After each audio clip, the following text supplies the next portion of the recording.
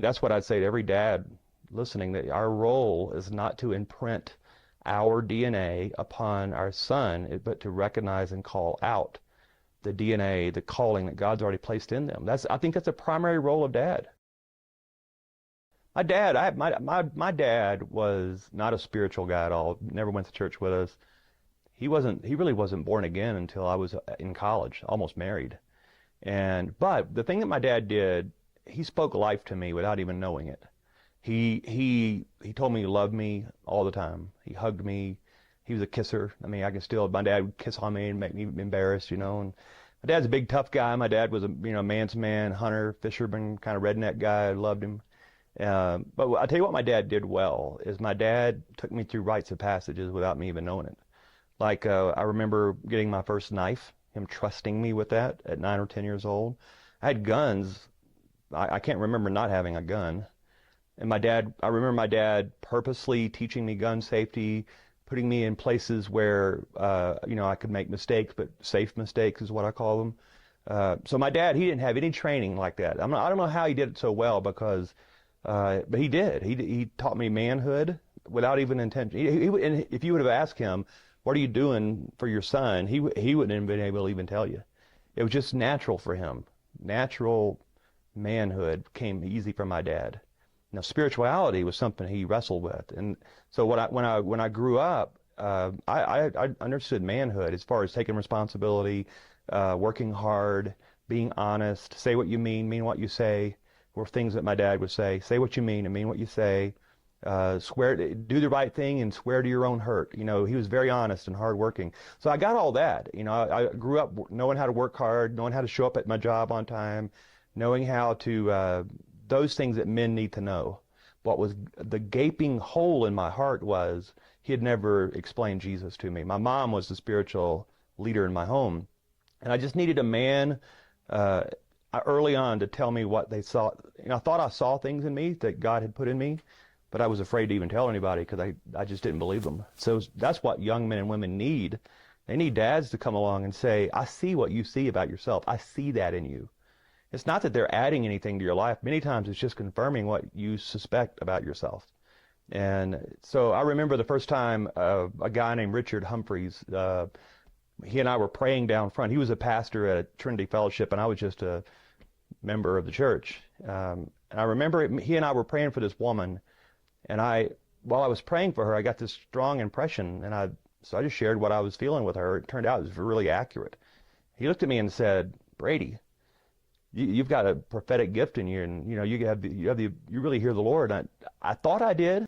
So I just began to seek out men in my life who I admired and respected, and I just began to come alongside them and serve them. And along the way, the Lord brought Jimmy Evans, Tom Lane, Robert Morris, those guys into my life, and each one of them had a role of speaking into me, of seeing things in my heart that I thought I saw in myself, and they called it out of me. And I think that's when I realized I got to do this for my kids. And I have a great story. I adopted my son. My son Abram is adopted.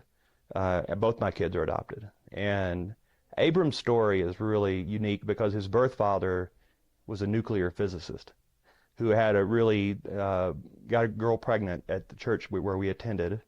But he was brilliant. I mean, his birth father was brilliant. And when Abram was born, there's a picture that Pam and I have of Abram. He's sitting in his bassinet. He's like 2 or 3 weeks old. And he's got a baseball uniform on. And I remember the first thing I ever bought for Abram was a baseball glove. And this thing was a small glove, but he was so tiny the glove just looks giant. But it's on his hand. He's sitting in the bassinet with this giant baseball glove on his hand and his baseball uniform. Because I just had assumed that Abram, because he's my son, is going to be a baseball player, because I grew up playing baseball. And so, of course, he's going to be a baseball player. Well, Abram, when he turned 5 or 6, showed no interest at all in sports, none. I'd throw the ball at him and it hit him. I'd had to roll it to him. He'd roll right by him. He didn't care. So I put him on a t-ball team, thinking, well, he'll catch on. He just needs to be on a team. And so he loved the uniform and he loved the snacks after the game, but he had no interest in the baseball game, none. Didn't want to bat, didn't want to catch, didn't want to throw. And I remember it was the first time I felt real disappointment in him. Like he was not becoming the person that I had imagined him being. He was not going to be a baseball player. And it was like stunning.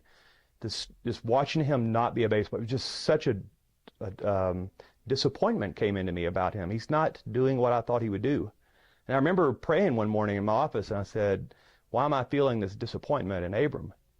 And the Lord spoke to me and said, why don't you call out of him what I've put in him? Why don't you recognize, and why don't you put on a different set of eyes and look inside of him, and instead of putting your imprint on him, why don't you find my imprint on him? And I remember it changed the way I fathered. And then it dawned on me, that's exactly what men have been doing for me. You know, they weren't trying to put their imprint on me. They were just recognizing, calling out of me what God had already put in me in the womb of my mother. And it changed the way I've fathered Abram. I mean, it changed the way we don't throw the baseball around because he has no interest. Instead, we talk about Legos and Batman. And I mean, in his mind, superhero is still a job option for him. I mean, he still thinks that. He's 14. He's about to get his black belt in Taekwondo. And if you ask him, why are you getting your black belt? Because he wants to be a spy. You know, he wants to be a superhero. All superheroes know martial arts, right? So that's the kind of young guy he is. And I just have learned to become fascinated by what God's doing in him. And that my role is not to imprint something on him. My role is to confirm and call out. I mean, that's what I'd say to every dad listening, that our role is not to imprint our DNA upon our son, but to recognize and call out the DNA, the calling that God's already placed in them. I think that's a primary role of dad. And we get those roles reversed many times. Dads try to, force their image upon a son, and it's like a square peg in a round hole. It doesn't work, and so we work hard for them to be like us. And it frustrates the son, it frustrates the dad, and I think we're doing them a disservice. So that's a long answer to your question, but that's my journey of discovering I need men in my life to call out of me what God's already put in me. Let me go back just to the relationship with you. Is your father still alive? No, my dad died in 2005, colon cancer, 63 years old, very young. He was one of those guys that wouldn't go to the doctor except if things were going horribly wrong, and old school guy. And I tell men all the time, look, go get your annual exams, get colonoscopies, get those things. Early detection is critical. And my dad was stage 4 colon cancer when they finally found what was wrong with him. And so I had about 2.5 years with him. And I was right there with him when he died, and had some good moments with him. But no, he's gone. And since 2005, I really miss him. Almost 7 years. So we're 7 years now. Yeah. In your relationship with him, and you described him very much of the macho guy, and all the things that kind of go along with that. How did he influence what you believed then God was like? Well, I certainly saw God as masculine. I saw him as strong. I saw him as capable through my dad. What I didn't see through God was, my dad was very loving, extremely loving. My dad was smothered me with love. So when I tell the story of the prodigal son, the dad running off the porch and grabbing the son and holding the son, that's very much my dad. I have no trouble with seeing God that way because my dad was a physical touch kind of guy, hug, embrace. The thing I miss most about my dad is his hands on me. It's like he was a great hugger, and and I miss those hugs from dad. But what I didn't get from dad was the ability to hear the Lord's voice and to be sensitive to the Holy Spirit. I didn't see that. I didn't know that. I didn't know how to do that, to really lean in and listen. And my dad, I wouldn't describe him as macho. He was a man's man, but not macho in a sense that he was, cocky or arrogant about it. He was just very masculine.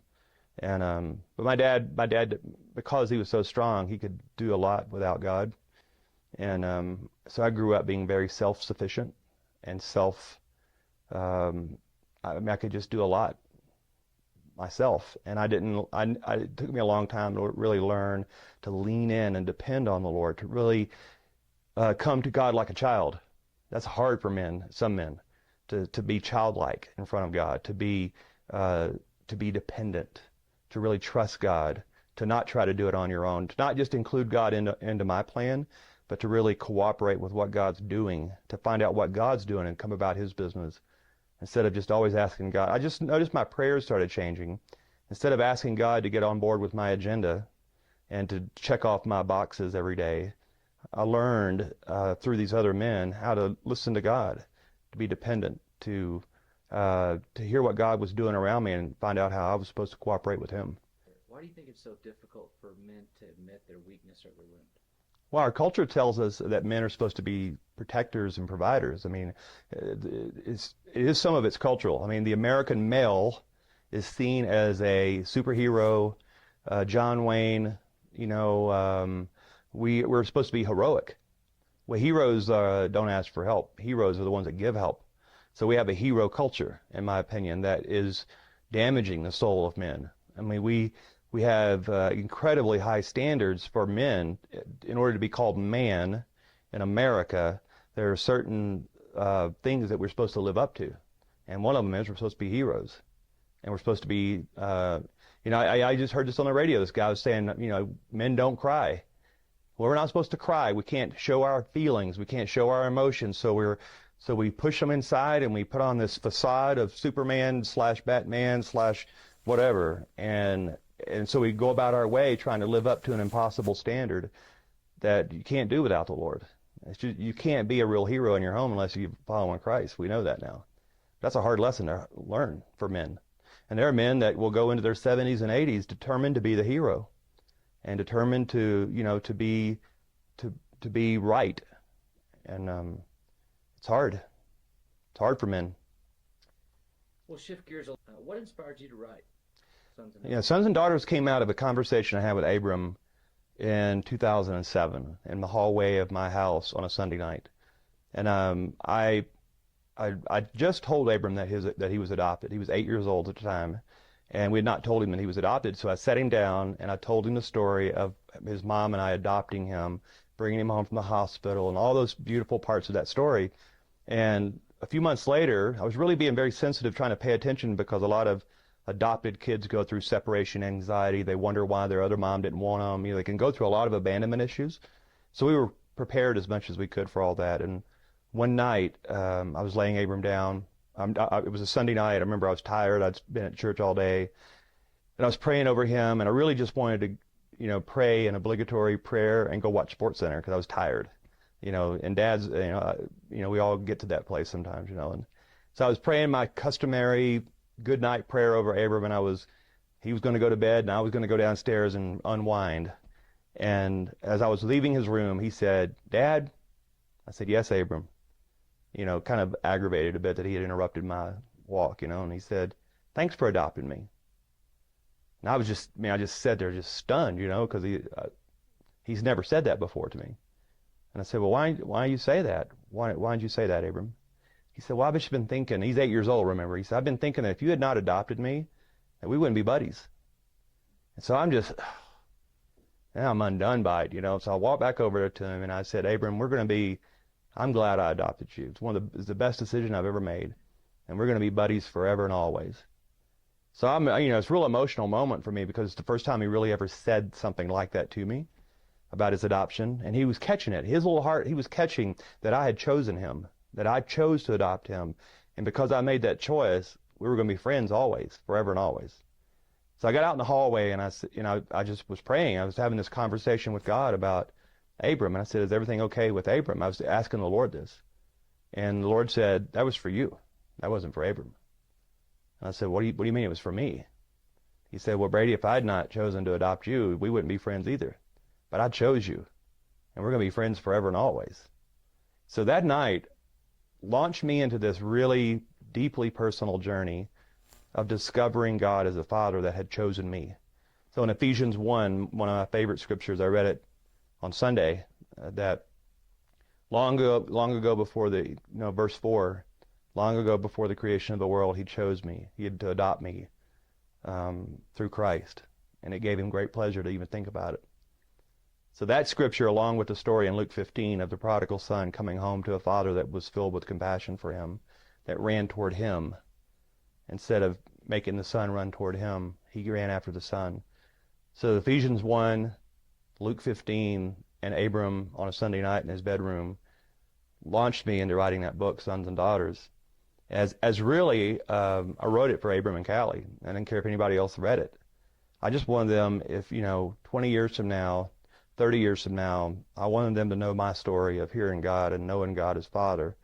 And I wanted them to really know deeply that they really are sons and daughters, that they can live like that. So the book is really, it tells them how they can live now if they'll believe that. Because it's changed the way I live. It changed the way I'm married. It changes the way I pray. It changes the way I'm friends with other men. It changes the way I raise my kids. Really believing that God's a Father that loves me and that He chose me before I chose Him. It's a big deal. You willing? Okay. Yeah, I'll just ask. So what is it that's so difficult for men to really get that spirit of adoption, that they are an adopted son of God? Well, because we all know how messy we are, and I think most people can wrestle to the ground the idea that God would forgive us. Okay, and this is what the story in Luke 15, the prodigal son, when he says, when he came to his senses, he said, how many of my father's hired men have food to eat? And here I am starving to death. So I'll go back and say to my father, Lord, I've sinned against you and heaven. So take me back as one of your hired men. So he believed that his dad would probably forgive him over time, but he had totally given up on the idea of ever being called son again. He felt like he'd just done too much. And in our works culture, our culture of self-preservation, of ambition and getting ahead and doing the right thing, we believe that our own merits are enough. And when we fail, most men have had, most men have had big failures. Most men that are listening to this have probably committed one of those big sins, one of those ones that we don't talk about in church. It's not polite, but we've probably all found ourselves in that spot. And we look around at the church culture that we're a part of, and we look at these men who seem to have it all together, because all of us are wearing these church masks, all right? So the culture in most churches is everyone is behaving well, but you know what's going on in your heart, and you don't measure up to that. I am not the man that they think I am. That's the first thought that comes into these men. I am not who they think I am. But I'm afraid for them to find out.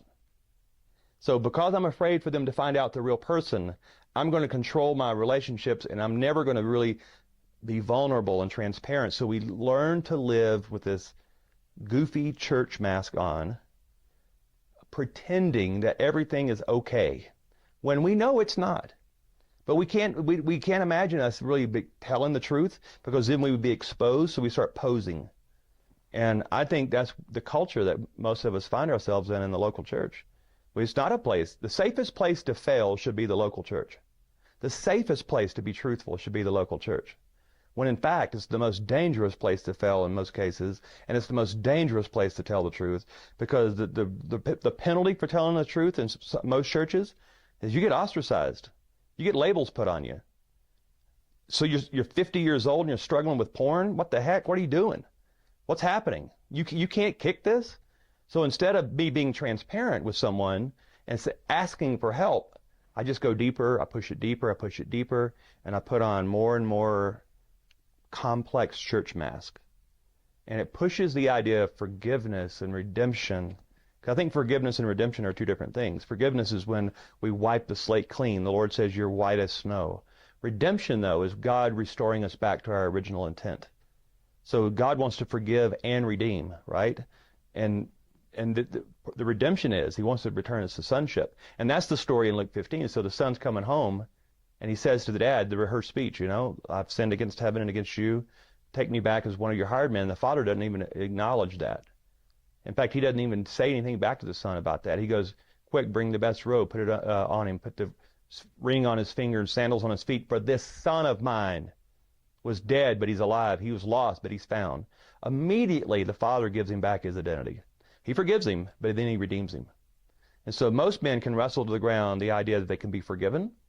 Very few men really believe they can be redeemed, kind of restored back to their original intent. When in fact, God wants to do both. He wants to forgive and redeem.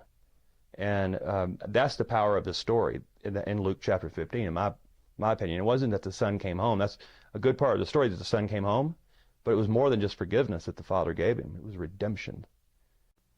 All right, so here's I think the plague, if I could, that's a strong word. What's plaguing men right now is a need to prove themselves to someone. The greatest amount of freedom that I got as a man was when I realized I don't have to prove myself to anyone. I mean, think about how many men right now are trying to prove something to a dead father, or to a coach, or to some teacher, or mom even. There's a mom wound that a lot of guys have. They're trying to prove something to someone. If men can ever get to the place where they really believe that they don't have to prove anything to someone, it's one of the most liberating things that happen to men, I think, when they can take a deep breath and go, I can live in my calling. I can be who God's called me to be without a need to prove myself to anyone. Now, I believe in personal growth and being learners, and I believe in maturity, continuing to mature. I believe in all those things. So I'm not talking about just coasting the rest of your life. I am addressing a bigger issue, though, of motivation. Why are you doing? I mean, every man in my church, I wish I could sit down and have this one conversation. Why are you doing what you're doing? What's motivating you to do what you're doing? Because it's our motives that reveals our heart, right? Our motives, the motive is super important. If you look throughout the lens of Scripture, motive is a big topic that Jesus dealt with. I mean, for example, Jesus said, the law says you can't murder someone. I'm telling you, you can't even call them foolish. Motives are important to God. And so I just think that men have these false motives. They're trying to, I'll show you, I'll prove this. I'm not who you told me I'll be, so I'll show you. And it's that need to prove yourself to someone that gets deep inside of a man. And they look up 30 years later and they're still trying to prove something to someone that's not going to come out of the grave and endorse them, and not going to come out of the grave and affirm them. But we have this God in heaven, this perfect Father in heaven that's yelling at us, you are my beloved. You are my son. I mean, at the top of it, if you could see a picture of God just at the top of his lungs, inviting men into a real relationship that's so secure. If men could really see God that way, I think a lot of men are trying to prove something to God. They're trying to get something from God that God's already given them. I mean, think about what men are asking God in their prayers, asking him for something that he's already given them. And it's like, I just feel like the Lord's frustrated sometimes, like, I've already given you this. The gift of sonship has already been given to us. So we can either try to earn it or we can just receive it. And I think a lot of men are trying to earn something that's already been given them. And I think the mistake that parents are making, that I see among the parents that I pastor, is they are letting Disney raise their kids on TV, and we just are very, very cautious. Now we're not legalistic at our house, and we have a lot of fun at our house, but we don't tolerate a lot of sexuality, inappropriate sexuality that they get to see. And by the way, I think parents need to sit down and watch television with their kids. There are some shows that some of the parents may gasp, but I let my kids watch. But I'm watching it with my kids, and the conversation I'm having is, hey, what message do you think they're trying to speak to you right now? What are they trying to convince you of right now?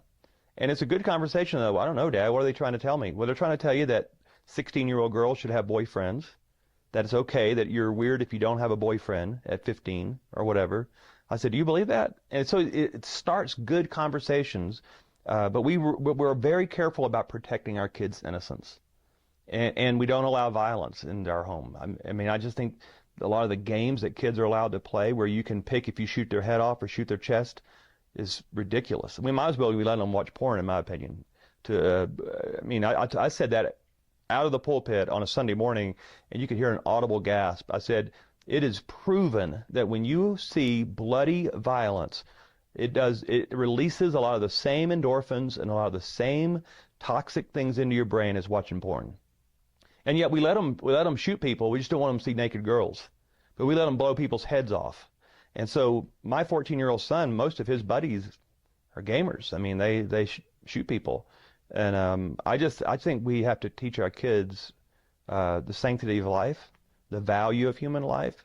And I had a lot of good church boys walk up to me and say, well, I'm not going to become a serial killer.